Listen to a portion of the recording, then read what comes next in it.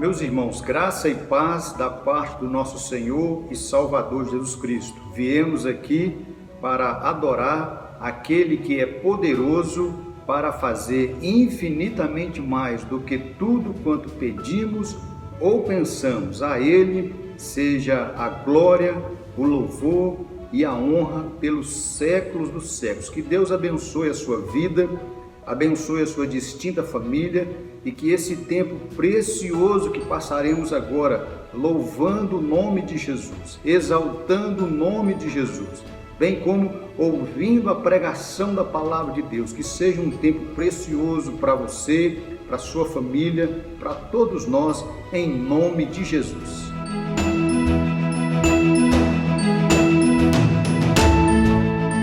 Boa noite, meus irmãos. Saúdo os amados com a graça e a paz do Senhor. Eu convido os irmãos para abrirem suas Bíblias em Mateus capítulo 7, verso 24 a 27.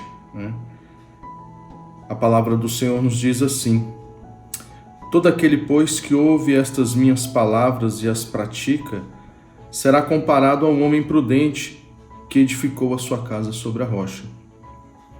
E caiu a chuva, transbordaram os rios, sopraram os ventos e deram com ímpeto contra aquela casa, que não caiu, porque fora edificada sobre a rocha. E todo aquele que ouve estas minhas palavras e não as pratica, será comparado a um homem sensato que edificou a sua casa sobre a areia. E caiu a chuva, transbordaram os rios, sopraram os ventos e deram com ímpeto contra aquela casa. E ela desabou, sendo grande a sua ruína. Então nós temos esses dois fundamentos, queridos, que nós possamos ser como um homem prudente, aquele que edifica a sua casa e bota a sua confiança no Deus maravilhoso, que é o nosso Deus que pode e faz todas as coisas por nós. E nesse momento difícil, que não só nós estamos passando, como o mundo inteiro, diante dessa comoção, diante dessa situação totalmente inesperada para o mundo, nós vamos ter que reaprender muitas coisas, mas que possamos sempre confiar no Senhor, aquele que faz, aquele que é por nós e aquele que está no nosso meio, nos ajudando, nos amparando nesses momentos. Oremos, queridos. Santo e eterno Deus, Pai da eternidade, Príncipe da paz, Cordeiro Santo, que nos trouxe a salvação em Cristo Jesus, nesse momento, neste culto de adoração ao Senhor, mesmo diante de gravações e de lives e de cultos ao vivo, mesmo diante disso tudo, Senhor, nós queremos louvar o Seu nome. E diante da tecnologia nós Te agradecemos porque podemos cultuar o Senhor como um corpo, como igreja, como quarta igreja presbiteriana de Taguatinga. Nós louvamos o Teu nome nessa noite. Nós queremos glorificar o Senhor, porque sabemos que por mais dificuldades que passamos, por situações tão adversas que passamos, por situações como esta presente, onde acredito que nós nunca pensamos que passaríamos por isso, uma situação viral, mundial, Deus, mas o que conforta o nosso coração é saber, Pai, que o Senhor controla todas as coisas. O Senhor é o Deus deste universo. O Senhor é o Deus deste mundo. O Senhor governa sobre todas as coisas. E quando nós ouvimos essa palavra sobre que existe dois momentos em que a Tua parábola compara o homem prudente e o homem imprudente, que nós possamos ser esse homem prudente. Que as nossas famílias sejam prudentes, que os nossos homens e mulheres e mocidade da igreja sejam prudentes, Pai, nesse momento tão difícil, que nós possamos cultuar o Seu nome, que nós possamos adorar ao Senhor, que nós possamos estar na Sua presença, não importe a situação, quer estejamos passando por dificuldades como essa, tremendas, onde não sabemos como será o fim ou quando terminará toda essa situação, mas o que deve confortar e o que deve estar nos nossos corações é a fé, a esperança que temos no Deus vivo que pode e faz todas as coisas. E por isso nós te glorificamos nessa noite. E queremos, Pai, que venha com teu Espírito acalmar o nosso coração, acalmar as famílias brasileiras, acalmar as famílias do mundo. Porque a tua palavra diz que o Senhor é o Deus que consola todos a quantos o buscam. Por isso, Pai, fala as nossas vidas, continue nos abençoando. Nós te agradecemos por esse culto e que as palavras faladas aqui, Senhor, possam edificar os nossos corações, possa, Senhor, mais uma vez gerar em nós esperança. Em nome de Jesus, Pai, obrigado por todas as coisas e nós te glorificamos no nome santo do Cordeiro que nos trouxe a vida e a paz de Jesus. Amém.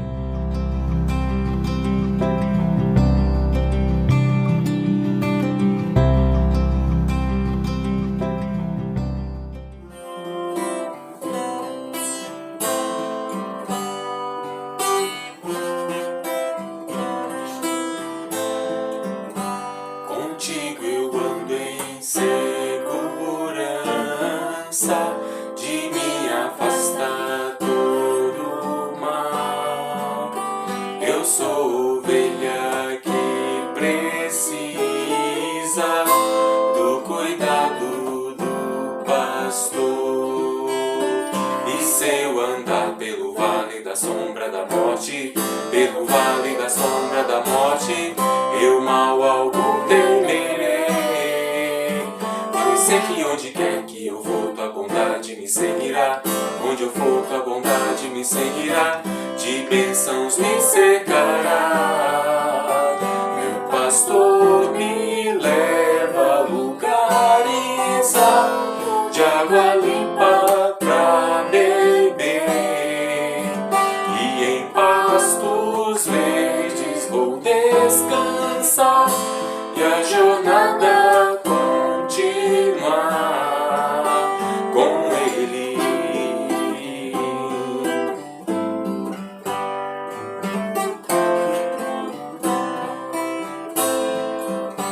Contigo eu ando em segurança, de me afastar todo mal. Eu sou ovelha que precisa do cuidado do pastor. E se eu andar pelo vale da sombra da morte, pelo vale da sombra da morte, eu mal algum temerei. Pois sei que onde quer que eu for, tua bondade me seguirá. Onde eu for, tua bondade me seguirá. De bênçãos me cercarás. Meu pastor me leva a lugares altos de água limpa pra beber. E em pastos verdes vou descansar. Na jornada continuar. E se eu andar pelo vale da sombra da morte, pelo vale da sombra da morte, eu mal algum temerei. Pois sei que onde quer que eu for, tua bondade me seguirá. Onde eu for, tua bondade me seguirá. De bênçãos me cercará. Meu pastor me leva a lugares altos de água limpa pra beber. E em pastos verdes vou descansar. E a jornada continuar. Meu pastor me leva a lugares altos de água limpa pra beber. E em pastos verdes vou descansar.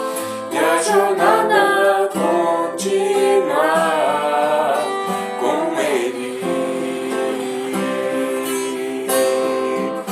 Com Ele. Com Ele.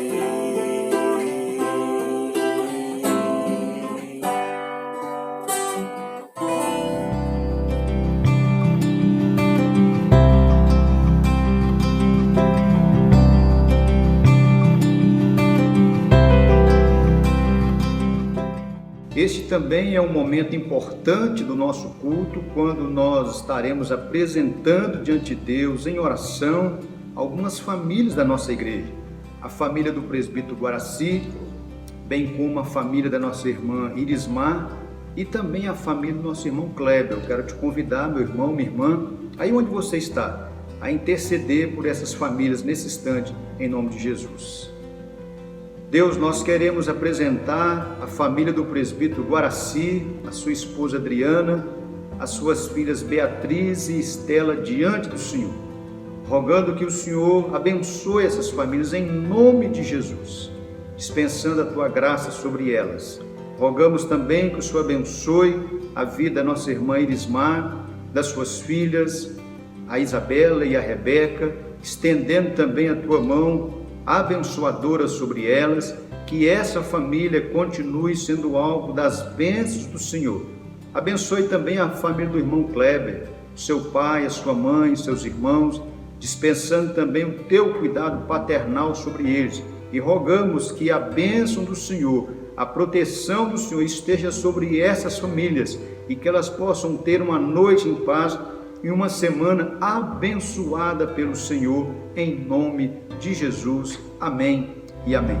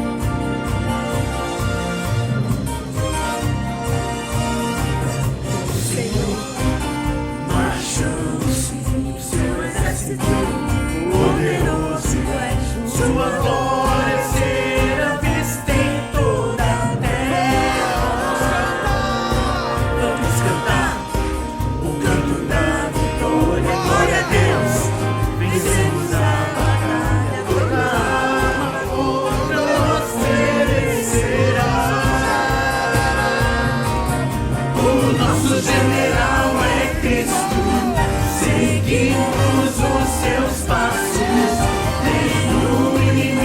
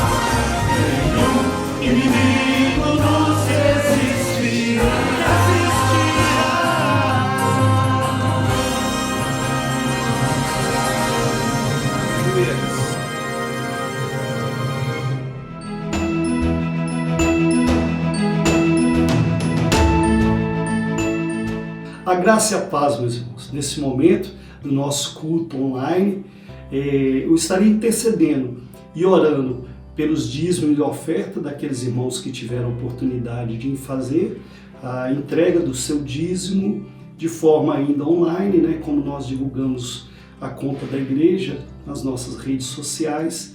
E em breve, queria já adiantar para os irmãos que estaremos viabilizando uma forma de que você possa entregar o seu dízimo, a sua oferta, diretamente também e fisicamente lá na igreja, de uma forma tranquila, de uma forma segura para você, para o pastor que estará lá, ou para um dos presbíteros que estará lá lhe recebendo. Mas o importante, e eu gostaria de fazer esse apelo, a igreja, como todos sabem, tem diversos compromissos, né, com seus funcionários, compromisso com os pastores, compromisso com as missões e com os missionários que nós ajudamos. Ademais, através da junta diaconal, nós ajudamos muitos irmãos da própria membresia da Quarta Igreja, com cestas ou mesmo um auxílio financeiro. São vários compromissos que a igreja tem, inclusive de manutenção, que ainda continuam a acontecer. Então, querido, eu queria pedir para você, meu irmão, minha irmã, que você tenha fidelidade no seu dízimo neste momento. A igreja precisará contar mais ainda com os irmãos. Nossa oração será, claro, para pedir ao Senhor também pelos irmãos neste momento difícil que todos nós atravessamos em função da pandemia. Nós lembramos e lembraremos aqui juntos, você onde você está na sua casa e eu aqui, iremos orar por aqueles irmãos que estão num momento muito difícil de conseguir o seu sustento para a sua casa, para a sua família, em função das restrições de saúde que estão sobre nós. Então, nosso cuidado e nosso olhar tem que estar pensando neles. E assim nós também estaremos neste momento pedindo ao Senhor para que abra portas e oportunidades para eles. Este é o momento, irmão, de nós como igreja nos unirmos. Talvez você tenha a oportunidade de ajudar alguém que está oferecendo o seu serviço, oferecendo o seu trabalho. Então, o momento, além da oração, será também de nós nos conscientizarmos no que podemos fazer para ajudarmos uns aos outros. Então, você na sua casa, ore junto comigo. Senhor amado, muito obrigado por esses momentos aqui juntos e unidos, ainda que distantes fisicamente, mas muito próximos uns dos outros, porque o Senhor está conosco. Tua palavra nos garante que o Senhor é socorro bem presente nos momentos de tribulação e de dor e de aflição. E é a Ti que nós nos apresentamos, ó Deus. Em primeiro lugar, para Te agradecer pelos que puderam entregar seu dízimo ou a sua oferta. E, Pai, queremos também Te pedir que o Senhor esteja agora, neste momento, ó Pai, cuidando, abrindo portas, dando soluções, apresentando caminhos e direções para aqueles que estão com dificuldade de exercer o seu trabalho, de exercer a sua profissão, de exercer, ó Pai Santo, aquela alternativa de renda que o Senhor apresentou para eles. Que o Senhor esteja com os profissionais liberais, os autônomos e também com aqueles irmãos que no momento estão desempregados. Deus amados, e com aqueles empregados que têm, ó Pai, preocupação com o seu emprego neste momento. Deus querido, confiamos em Ti, como Deus soberano, que irá nos dirigir e irá apresentar para nós solução, saída, melhoria. Em nome de Jesus, Pai, que nós queremos Te pedir, estende a Tua mão por sobre toda a Tua igreja, por sobre todos os irmãos. Neste momento, ó Pai Santo, mais ainda precisamos da Tua ação nas nossas vidas. Obrigado, Deus, porque sabemos que podemos confiar em Ti. Nossa fé, nossa esperança está firmada em Ti. E nela é que nós colocamos nosso desejo de que o Senhor é um Pai que nos ama e nos ouve. É no nome de Jesus que nós queremos colocar todas as coisas na Tua presença, porque sabemos que este nome tem poder. Em nome dele é que Te oramos e Te agradecemos. Amém. Deus abençoe a todos.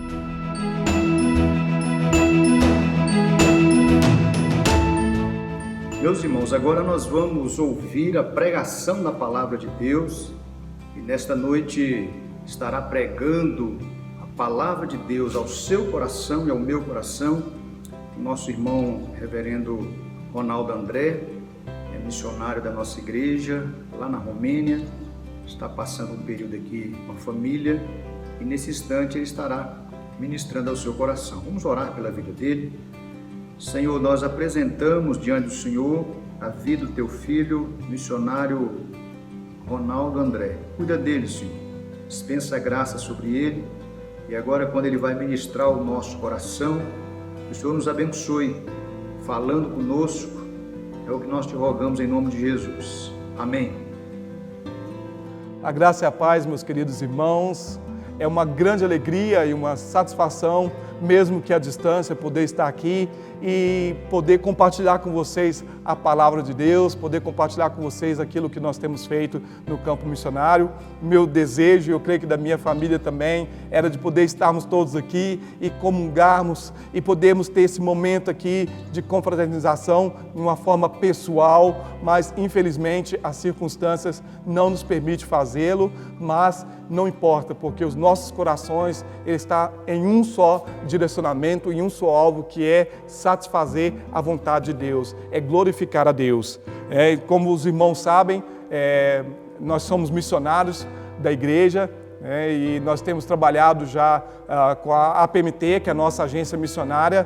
A APMT significa Agência Presbiteriana de Missões Transculturais. Há 6 anos, então, a gente esteve ali na Romênia, desenvolvendo um trabalho mais na plantação e na revitalização de igrejas, e agora, mais recentemente, nós fomos então desafiados a trabalharmos com uma igreja presbiteriana ao norte da Inglaterra, mais precisamente numa cidade chamada Newcastle. Essa cidade de Newcastle, aqueles que conhecem um pouco da história do presbiterianismo, é dali que nós vemos um trabalho fantástico que John Knox realizou naquela cidade por 2 anos, 2 anos em Berwick e 1 ano em Londres, para tentar reavivar o presbiterianismo ali. E hoje nós vemos uma grande decadência do cristianismo, não somente na Inglaterra, mas na Europa como um todo. Essa igreja, para que os irmãos entendam, é uma igreja presbiteriana, uma igreja que já tem uma parceria com a IPB, que muitos anos, há mais de 10 anos atrás, foi feita essa parceria. Até hoje, nenhum missionário tinha ido ali para trabalhar com essa igreja. Essa igreja também, por 13 anos, tem nos ajudado, nos auxiliado ali na Romênia. A maioria deles são idosos, mas eles têm vindo fielmente à igreja ali na Romênia, ao sul da Romênia, e hoje eles estão pedindo socorro. Contamos com as suas orações, com a sua parceria e com o seu apoio aí para a nossa família, que é uma família missionária enviada dessa igreja. Gostaria de deixar com vocês esse vídeo que vai fazer uma melhor apresentação do nosso projeto e o que Deus tem aí nos desafiado para o futuro próximo.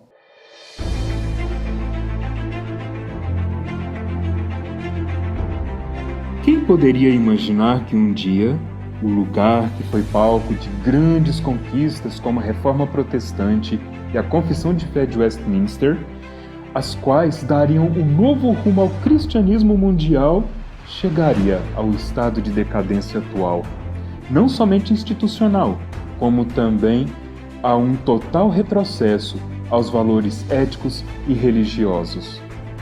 O Reino Unido teve um papel importante na proclamação do sistema presbiteriano de culto. João Knox, influenciado por Calvino, lançou as bases do presbiterianismo na Grã-Bretanha.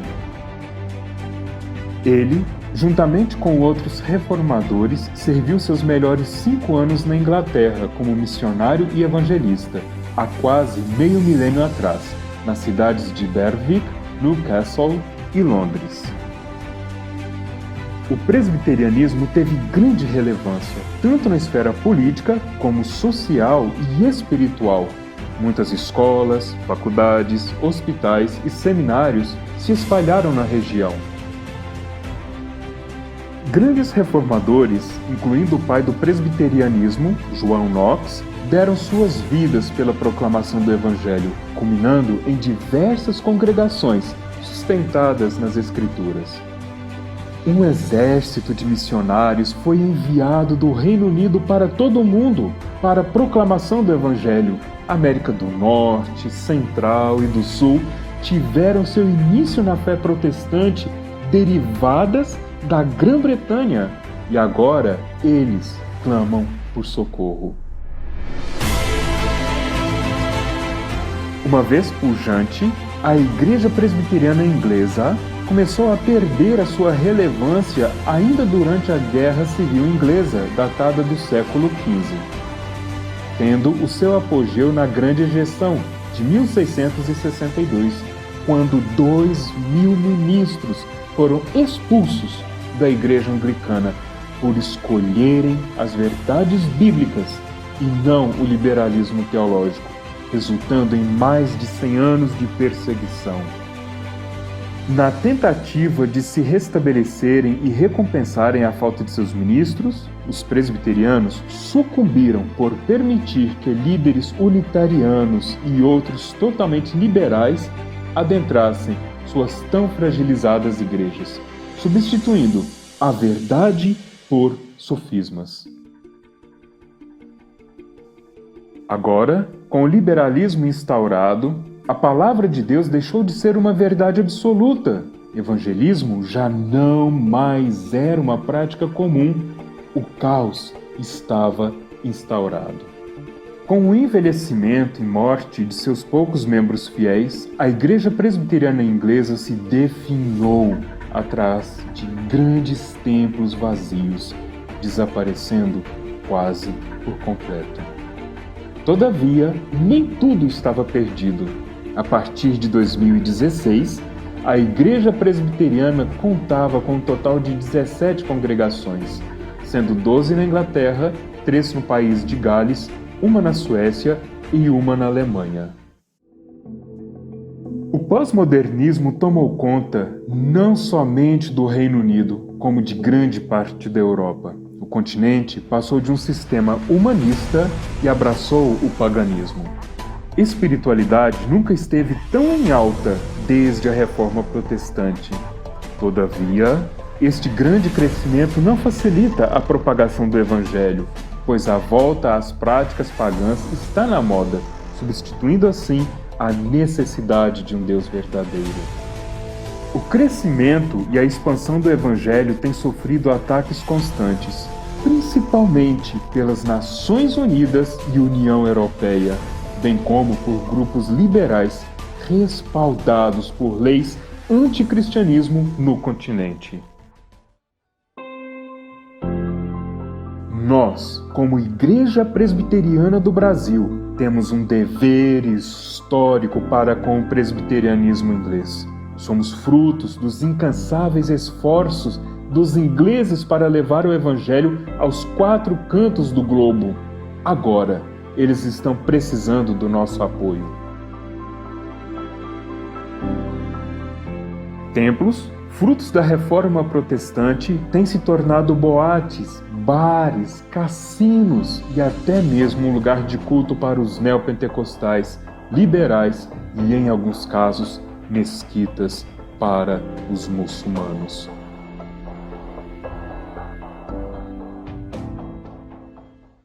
A Igreja Presbiteriana do Brasil tem tido um papel importante no mundo por sua fidelidade às Escrituras e crescimento constante. Enquanto em outros países o presbiterianismo está perdendo a sua força e vigor na evangelização e plantação de novas igrejas, a IPB vem crescendo constantemente, atraindo a atenção principalmente dos europeus.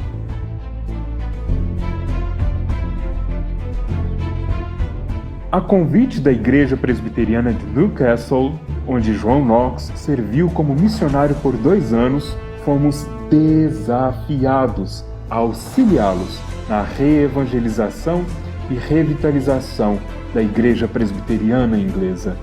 Eles são a única referência presbiteriana em toda a região do norte da Inglaterra. Após 10 anos se reunindo em um centro comunitário e sem um local apropriado para cultuarem, lhes foi permitido usar por 150 anos um templo pertencente à Igreja Anglicana, que estava abandonado há meio século por falta de membros. Resumiremos nossa parceria com a Igreja Presbiteriana Inglesa exclusivamente na área de evangelismo, algo que eles admitem não terem experiência e anseiam por aprender conosco, brasileiros. Além de podermos evangelizar os ingleses, auxiliaremos a igreja local no alcance das diásporas de fala hispânica e também a grande comunidade romena na região. São mais de 4 milhões de romenos fora de sua nação. Destes, quase 500 mil só no Reino Unido. Convidamos a Igreja Presbiteriana do Brasil a continuar a nos apoiar em nossos mais de 20 anos de missões na América do Sul, Ásia e agora na Europa. Os ingleses estão clamando a IPB e a Igreja Presbiteriana Americana para juntarmos forças e fortalecermos os remanescentes presbiterianos na Inglaterra e País de Gales. Sabemos dos desafios financeiros, mas também reconhecemos que quem nos chama é o próprio Deus, e é Ele quem tem prosperado a Igreja Presbiteriana Brasileira para investir na obra missionária ao redor do mundo. Nunca antes na história do cristianismo brasileiro, tantos missionários foram enviados ao redor do globo, cumprindo assim o grande mandamento de irmos pregar o Evangelho em toda a terra.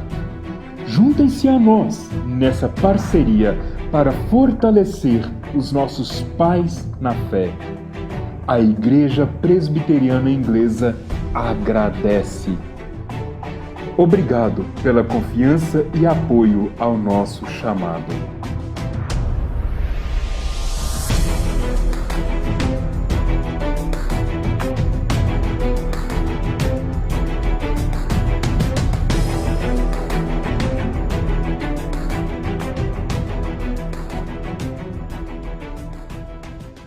Começando aqui o nosso momento de reflexão na Palavra de Deus.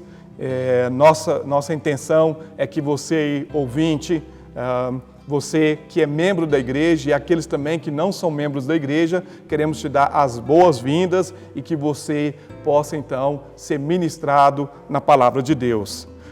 Antes de mais nada, gostaria de pedir a vocês que estão acompanhando esse culto, que abram suas Bíblias em 1 Reis, capítulo 17, e a gente vai estar acompanhando aí o texto e vendo como que Deus pode falar aos nossos corações através deste texto. Aqui o título da minha mensagem é: a verdadeira fé, ela é testada e desenvolvida. Uma fé que não é testada, ela não se desenvolve. Então isso é importante para nós. Sabemos que a nossa fé, ela precisa passar por um crivo, ela precisa passar por um teste.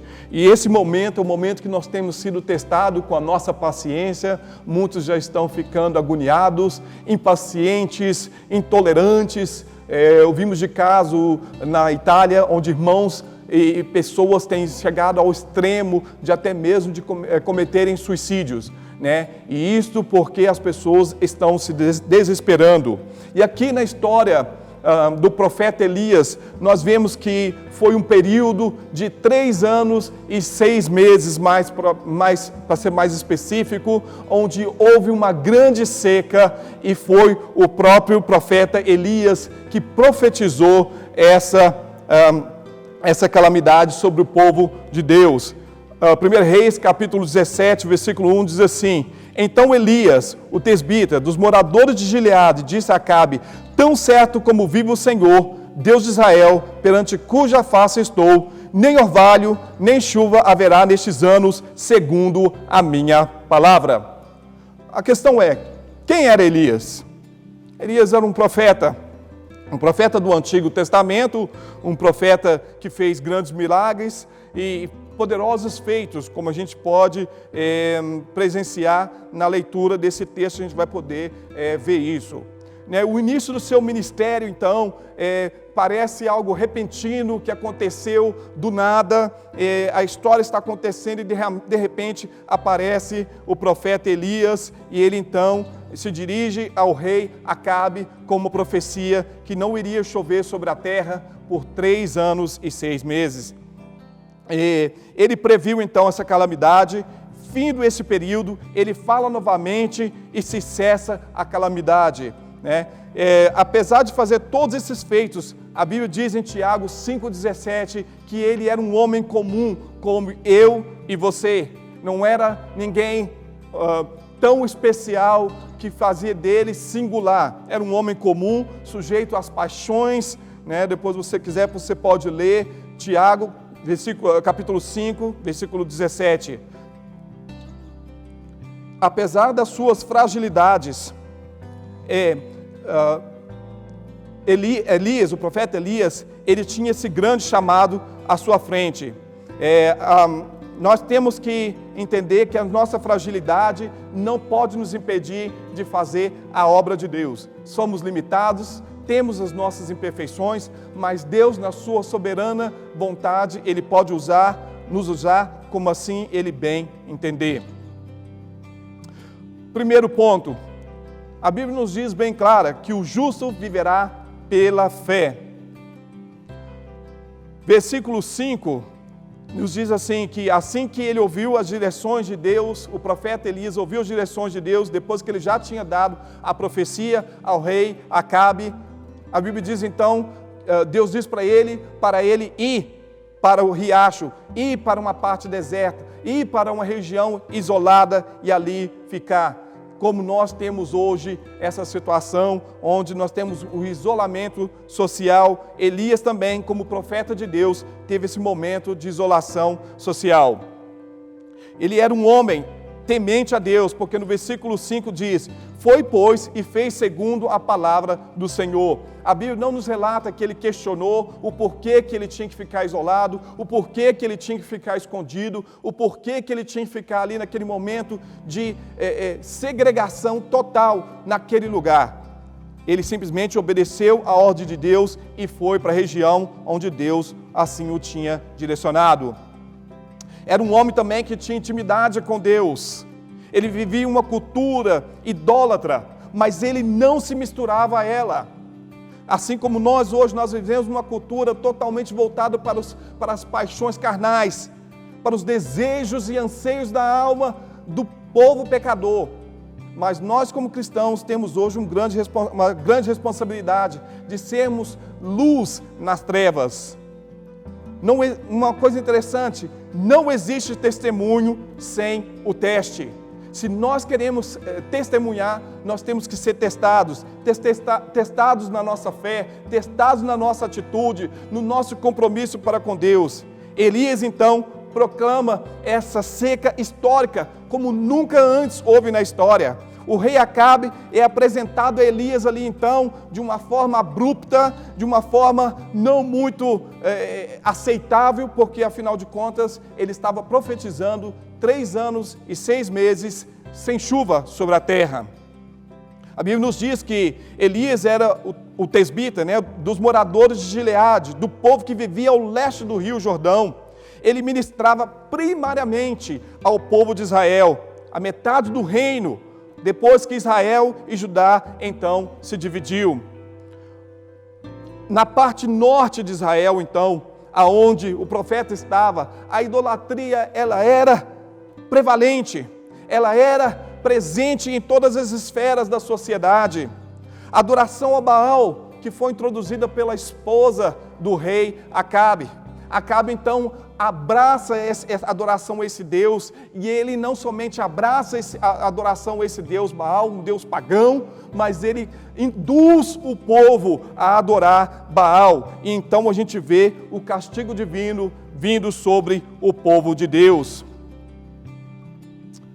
Mas aí nós temos sempre os remanescentes, uma pequena porção, não sei, talvez 10%, não sei, mas uma pequena porção se mantiveram fiéis a Deus. Mas mesmo assim, eles tiveram que passar pela prova. Então, toda vez que nós enfrentamos uma calamidade, primeiramente, nós temos que entender que para os infiéis é castigo, mas para nós é crescimento. É o momento que nós podemos ser desafiados na nossa fé e crescermos um pouco mais na nossa intimidade para com Deus. Nós temos que ter fé nesse momento, assim como Pedro e João tiveram fé quando eles se depararam ali com aquele homem pedindo. E eles simplesmente disseram, nós não temos nem ouro nem prata, mas o que nós temos, nós te damos, seja curado. E aquele homem foi curado. Assim como Elias teve fé para profetizar aquela calamidade sobre o povo de Israel. Não foi fácil, mas ele o fez por obediência. Nossa zona de conforto, então, não pode se tornar para nós o nosso porto seguro. Deus é o nosso porto seguro. Quando nós vivemos nesse porto seguro criado por nós mesmos, a tendência é nós nos esquecermos de Deus. Talvez você pense que você já chegou no topo da sua maturidade, que você já não tem mais para onde crescer, porque tudo que você tinha que fazer, você já fez, que você é um grande discípulo de Cristo. Então Deus vai e permite circunstâncias que nos tira desse comodismo. Durante toda a história do povo de Israel, nós vemos sempre Deus tirando o povo do seu comodismo, da mesmice, de uma vida medíocre. E no meio, muitas vezes, da calamidade, dos problemas da vida, é que nós mais crescemos e desenvolvemos a nossa fé, onde nossa fé é testada. Então, o desafio para nós hoje, nessa situação que nós vivemos, é sairmos da nossa zona de conforto e desenvolver a nossa fé. No versículo 2 diz assim, do capítulo 17 de 1 Reis: veio-lhe a palavra do Senhor dizendo, retira-te daqui, vai para o lado oriental e esconde-te junto à torrente de Querite, fronteira ao Jordão. Beberás da torrente, e ordenei aos corvos que ali mesmo te sustentem. Foi, e fez segundo a palavra do Senhor. Retirou-se e habitou junto à torrente de Querite, fronteira ao Jordão. Quando Deus nos separa, quando Deus nos coloca em uma situação, Ele tem um propósito.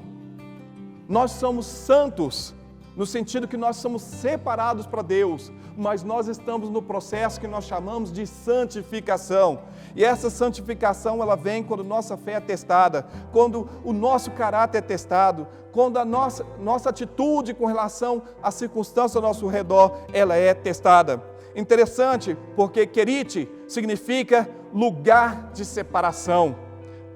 O profeta Elias foi separado porque Deus falou com ele para ele ir para essa região, para que assim ele não fosse morto e também sobrevivesse à grande fome que iria assolar aquela terra por 3 anos e 6 meses. Jesus então afirma que para produzirmos é preciso sermos podados.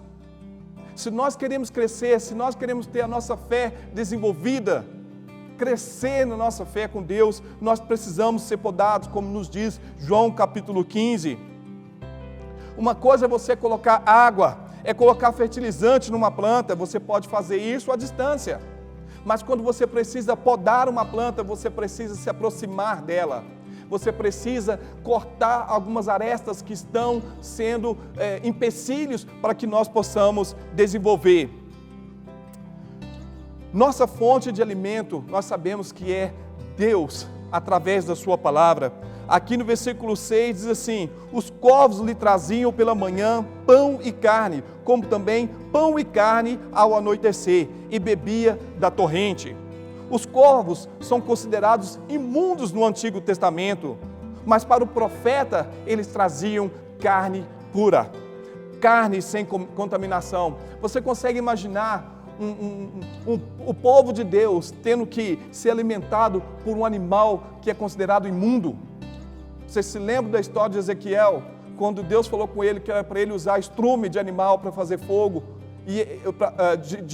humano para fazer fogo, e ele se recusou, porque desde criança ele não fazia aquilo, E aí Deus vai falar com ele então que ele poderia usar de animal. Então, às vezes, Deus nos coloca nessas situações de desconforto para nos tirar da mesmice, para nos tirar dessa zona de conforto. Mas, a menos que sejamos preparados por Deus, não poderemos fazer o que Ele nos chama a concretizarmos, a realizarmos. Deus precisa nos preparar, Deus precisa nos fortalecer. Então, esse momento, nós temos que entender que Deus está nos fortalecendo, que Deus está nos equipando para uma obra maior que Ele tem para as nossas vidas. Para ir ao lugar onde Deus te conduz, a fé, ela te dá essa ferramenta. A fé, ela te dá essa força para você ir para o lugar onde Deus está te dizendo que você deve estar. No versículo 4 diz assim: eu ordenei aos corvos que ali mesmo te sustentem. Deus que nos dá essa certeza, essa segurança em momentos de incerteza, de insegurança, é Deus que nos dá a fé para que nós possamos prosseguir. Você precisa estar no lugar de dependência de Deus e descobrir a sua fidelidade.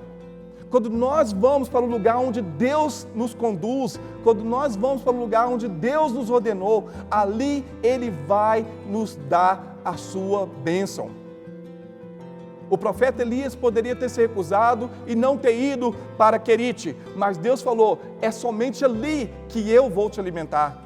Talvez você está em casa, angustiado, triste, porque já não aguenta mais, quer voltar a trabalhar, quer voltar a produzir, mas esse é o momento que Deus está dizendo para você: fique aí onde eu estou te mandando, e é aí que eu vou te alimentar.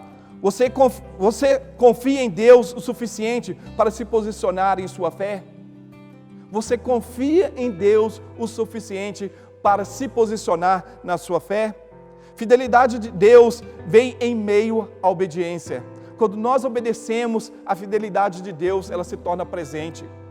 Quando Deus te dá uma ordem, você acata aquela ordem, você vai ver a providência de Deus. Você vai ver os feitos de Deus no meio da turbulência. Todo mundo está desesperado, mas o seu coração está descansado no Senhor e nas suas promessas. Fé para descobrir a fidelidade de Deus vem em momentos como este. Momentos onde o mundo inteiro está procurando a solução e nós já sabemos a solução. A solução está no Príncipe da Paz. Somente Jesus Cristo pode nos dar a paz que nós tanto buscamos.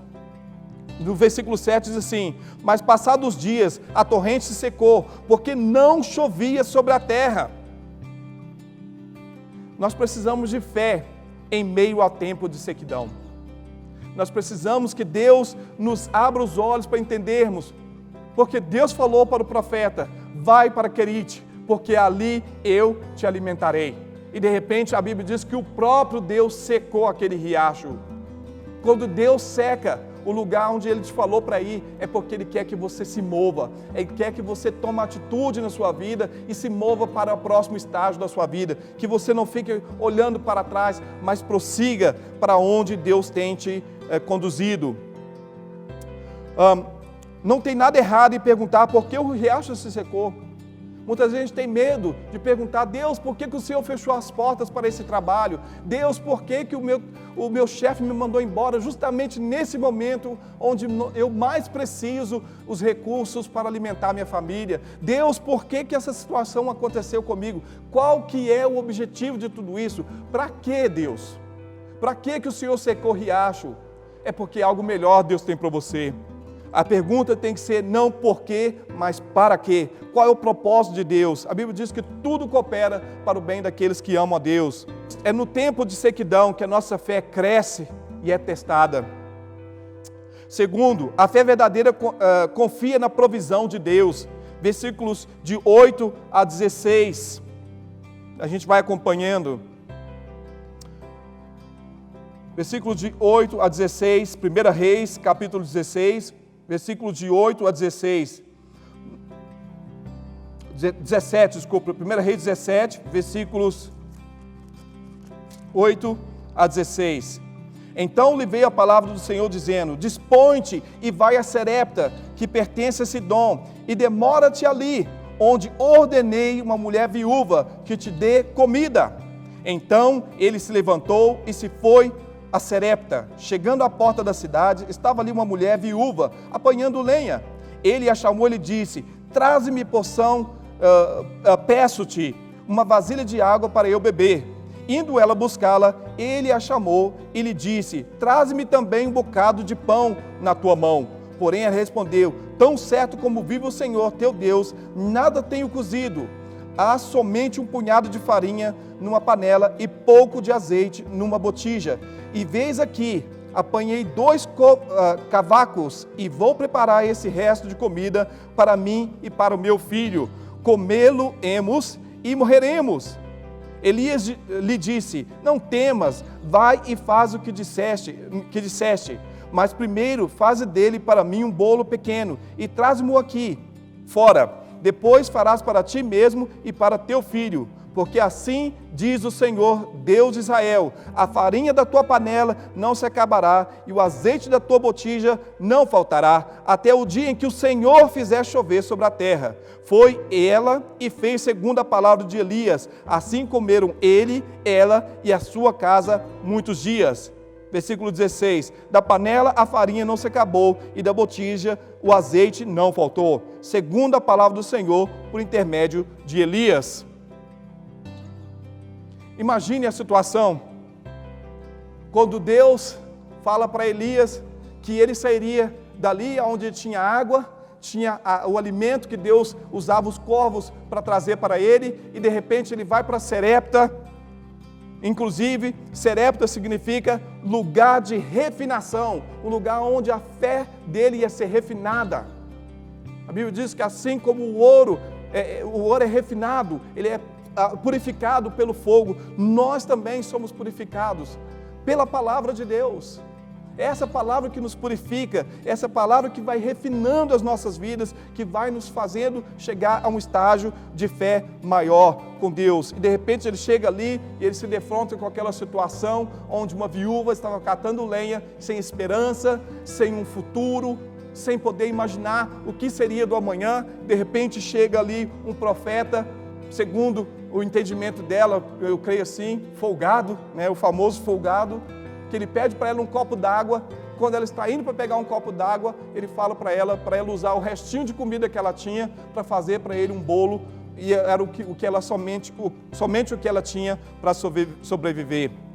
Então, Sarepta aqui significa o lugar de refinação do grego. Viúvas naquele momento da história, eram notoriamente pobres.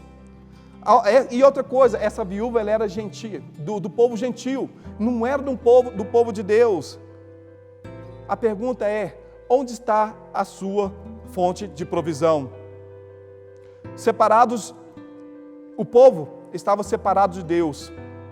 O povo estava clamando por uma resposta, mas somente aqueles que estão conectados com a palavra de Deus, com os mandamentos de Deus, com os preceitos de Deus, poderão experimentar a provisão do Pai. Uma fé verdadeira encoraja outros a crerem em um Deus verdadeiro. Ela não cria no Deus de Elias, porque ela fala assim: segundo vive o teu Deus. Não era do povo de Deus, ela não era do povo escolhido de Deus, mas ela, então, em obediência ali, provavelmente porque ela viu em Elias alguma fé que era sobrenatural, ela foi e fez como ele assim a mandou. E a Bíblia diz que nada faltou para aquela mulher. Aí então ela confia no Deus de Elias, ela põe sua fé no Deus de Elias, e a gente vê a provisão de Deus. Aqueles que colocam Deus em primeiro plano descobrem a sua fidelidade. A fidelidade de Deus é para aqueles que o temem. Agrada-se o Senhor dos que temem e dos que esperam na sua misericórdia. Salmo 147, versículo 11. Em tempos de necessidade, tendemos a buscar mais a face de Deus. É no tempo de necessidade é que nós desesperadamente buscamos a Deus. Então, ao invés de nós reclamarmos, ao invés de nós murmurarmos, vamos buscar a face de Deus, vamos buscar a vontade de Deus. Mateus, do capítulo 5 até o capítulo 7, nós vamos ver Jesus falando sobre as preocupações. E ele nos fala 3 vezes: não vos preocupeis, não andeis ansiosos. Do grego, literalmente é: pare de se preocupar. Se a Bíblia nos comanda, nos ordena a parar de nos preocuparmos, é porque naturalmente nós nos preocupamos. Isso é natural da nossa vida humana, né? É natural do nosso homem caído. Mas nós temos que entender que Deus, ele tem a provisão para cada dia. O povo de Israel foi ordenado para não ajuntar mais do que eles precisavam para um dia. E aí a gente vê que no sábado, era o dia que eles não podiam trabalhar, e eles tinham então que recolher para 2 dias. Mas tirando isso, eles não poderiam acumular, porque a Bíblia diz que se eles acumulassem, iria apodrecer. E é isso que nós vemos. Aqui em Lucas 12, versículos 15 a 21, diz assim: então lhe recomendou, isso Jesus falando: tende cuidado e guardai para muitos anos, descansa, come, bebe e regala-te. Mas Deus lhe disse: louco, esta noite te pedirão a tua alma, e o que tens preparado, para quem será? Assim é o que entesoura para si mesmo e não é rico para com Deus. Louco, hoje pedirão a sua alma. A gente acumula para quê? A gente vê o desespero, pessoas comprando mais do botijão de gás do que ele necessita, e as pessoas mais pobres não têm. As pessoas comprando alimento para 2, 3 anos nos Estados Unidos, uma coisa de louco. As pessoas estão desesperadas. Mas nós, como cristãos, o que nós temos que fazer? Confiar em Deus. A gente se prepara sim, mas a nossa confiança não está nos alimentos que nós vamos acumular. A nossa confiança não deve estar nas finanças que nós podemos acumular no banco, mas a nossa confiança e a nossa fé tem que estar fundada em um Deus verdadeiro, porque se hoje nós morrermos, o que nós poderemos levar? O que nós podemos levar conosco, se não um coração totalmente devoto e uma fé inabalável em Deus? E para terminarmos, a fé verdadeira restaura a vida. Do versículo 17 ao versículo 24, a gente vai ver essa viúva sendo cometida de uma grande catástrofe. A viúva então perde o seu filho morre, e ela começa a se questionar: Deus, o que eu fiz? Será que o Senhor está me castigando pelos meus pecados? Muitas vezes, quando nós passamos por tribulações, nós passamos por provações, a gente começa a se questionar: o que eu fiz de errado? O que eu fiz de errado, Deus? Será que eu estou sendo castigado? Nem sempre, meus irmãos. Às vezes Deus faz isso para que a nossa fé seja provada, a nossa fé seja testada.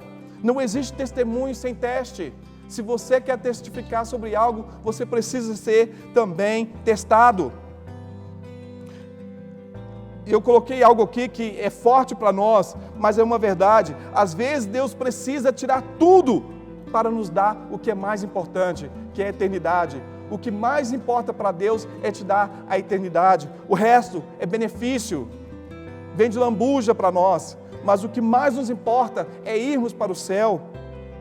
Então, a fé verdadeira clama por vida. Elias orou 3 vezes por aquele filho daquela viúva. Elias então pega esse menino, leva para o seu quarto. Essa viúva que não tinha nada para comer, agora ela constrói ali um quarto lá no terraço da sua casa, onde o profeta iria morar. Eu sou missionário da igreja, estou aqui de passagem. A igreja cuida do missionário, né? Como alguns irmãos já têm feito, né? Alguns já têm se mobilizado, indo lá, comprando material debaixo de sol, né? E vendo os materiais que precisa para restaurar uma casa que uma irmã de uma outra igreja nos providenciou. Isso é cuidado do missionário. Essa mulher entendeu que uma vez que ela estava experimentando as bênçãos de Deus, essa bênção deveria também ser compartilhada com outros. A fé verdadeira, então, ela tem que clamar por almas, por vidas. Se nós estamos na igreja e nós temos experimentado a bondade de Deus, nós temos que estender essa bondade de Deus e clamar para que mais pessoas se convertam, para que os bancos da igreja venham se encher, não para que nós temos aqui quantidade, mas qualidade. e daqui pessoas saiam para outras partes, regiões dos bairros, no seu trabalho, na sua escola, e elas possam então conclamar as pessoas a se prostrarem também diante do nosso Salvador Jesus Cristo. O dom de vida de Deus fortalece a nossa fé. Deus nos deu vida. Paulo fala em Efésios que nós estávamos mortos nos nossos pecados e delitos quando Deus nos deu vida. Deus nos deu vida. Deus nos levanta da morte, Ele nos levanta do pó e Ele nos fortalece os nossos pés. E Ele quer que nós, como igreja, também clamemos por vidas. Todos nós estamos no processo. Todos nós estamos no processo. Você aí em casa, você idoso que não pode fazer a sua caminhada, você idoso que não pode se encontrar com seus amigos, não pode muitas vezes até mesmo estar perto dos seus netinhos, você dona de casa que tem seus afazeres, que gostaria de estar fazendo muitas outras coisas, mas tem que ficar aí, você também está crescendo. Nós como pastores, nós como missionários, nós estamos crescendo. Em momentos de calamidade, em momentos de catástrofes, nós todos crescemos na nossa fé, cada um no seu nível. E para concluirmos, nós não devemos negligenciar Deus em meio às tribulações. Não negligencie. Tire esse tempo para você buscar a face de Deus.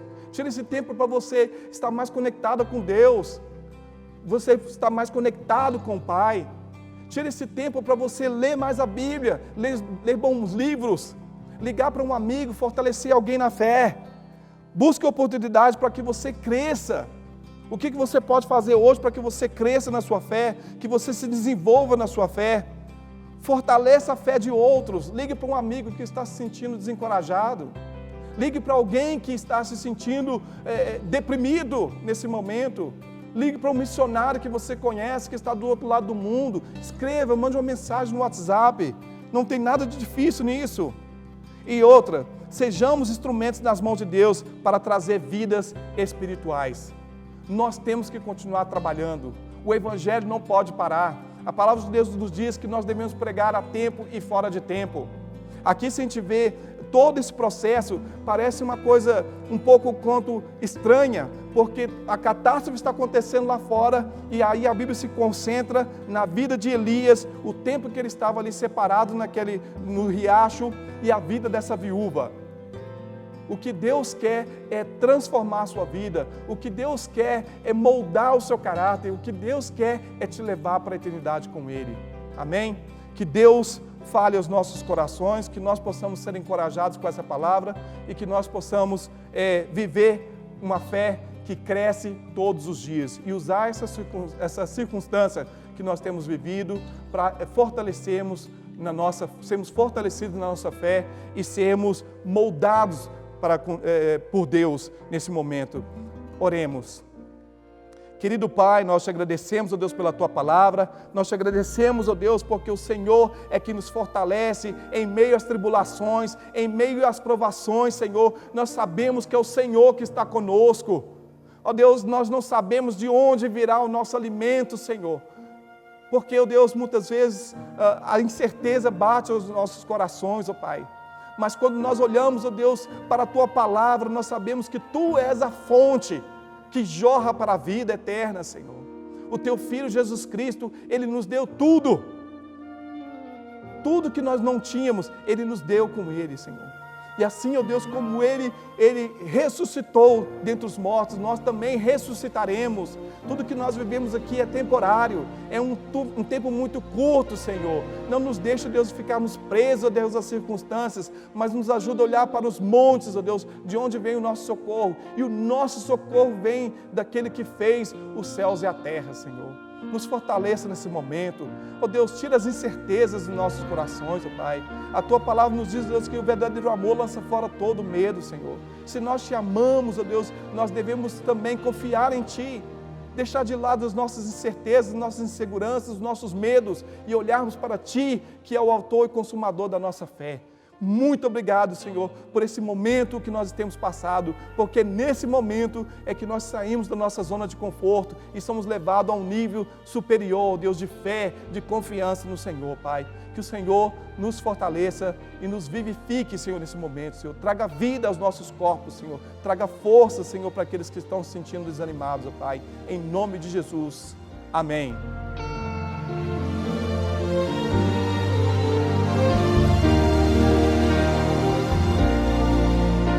Meus irmãos, estamos chegando ao final do nosso culto e rogamos que a boa mão de Deus continue abençoando a você e toda a sua casa. Nós vamos orar, finalizando assim o nosso culto. Deus querido, obrigado porque o Senhor nos concedeu o privilégio de prestarmos a Ti esse culto. Rogamos que o Senhor nos abençoe, que a palavra que foi ministrada ao nosso coração possa produzir em nós fé, para que continuemos servindo e amando o Senhor acima de tudo. Dá que a nossa noite seja em paz e a nossa semana seja abençoada pelo Senhor, em nome de Jesus. Amém e amém. Receber a bênção, meus irmãos, que a graça do nosso querido e Salvador Jesus Cristo, o amor de Deus o Pai e o consolo do Espírito Santo esteja e repouse sobre a sua vida, meu irmão, sobre a sua família, sobre a 4ª Igreja Presbiteriana em Taguatinga e sobre todo Israel de Deus, espalhado por toda a face da terra, hoje e para todo sempre. Vem, Senhor Jesus. Amém e amém. Deus abençoe, que a sua semana seja em paz, em nome de Jesus.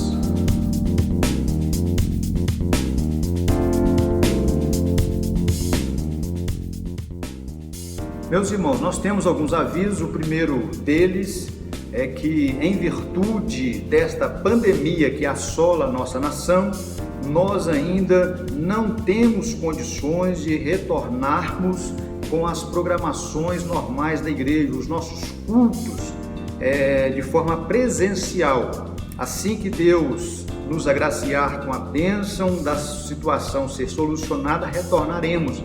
Enquanto isso, você continue servindo a Deus aí na sua casa. Segundo aviso, nós estamos realizando uma reunião de oração pelo meu Instagram e também pelo grupo de WhatsApp que nós criamos aqui na igreja, Vamos Orar. Você pode entrar no grupo Vamos Orar, deixar o seu pedido e nós estaremos intercedendo ou participando no nosso Instagram, no momento ali que nós vamos fazer uma live, e você pode também pontuar o seu pedido. Terceiro aviso, queremos recomendar aos irmãos e, por gentileza, continue enviando os seus dízimos, as suas ofertas para a tesouraria da igreja. Se você tiver condições de fazer o envio de forma eletrônica, nós assim recomendamos e solicitamos.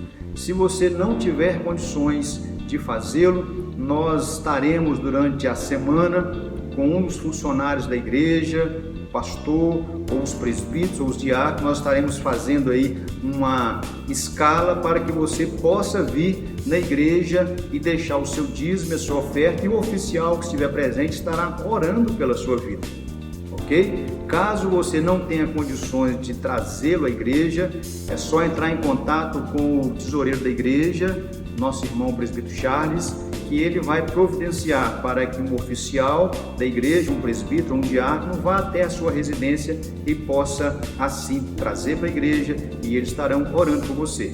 Você que nos assiste pela internet e não faz parte da nossa igreja, se desejar dizimar e ofertar abençoando a nossa igreja, segue aqui embaixo o número da conta da igreja, a agência, o nome da igreja, para que você possa também nos abençoar. Então você que nos assiste pela internet, se desejar abençoar a nossa igreja, segue então os dados para que você possa enviar o seu dízimo e a sua contribuição, e nós também estaremos agradecendo a Deus pela sua vida. Que Deus nos abençoe, uma ótima semana para todos vocês, em nome de Jesus.